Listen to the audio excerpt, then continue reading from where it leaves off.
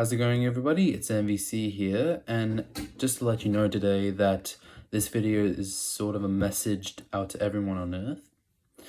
So as you all know, over the past years, animal populations, the Sumatran tigers, rhinoceroses, chimpanzees, have been going down due to the loss of their habitats and poaching.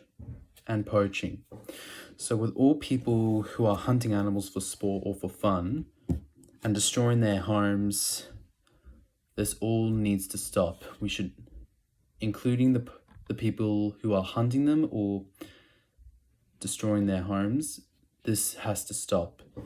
But I am happy for those who are trying to protect and save wildlife and its creatures like WWF, the zoos, or some other people.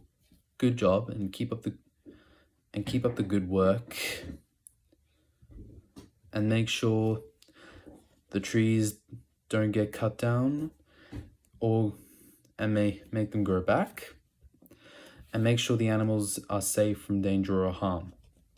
So to governance and boards, please try and stop deforestation and poaching, make it illegal, and everyone please watch this video.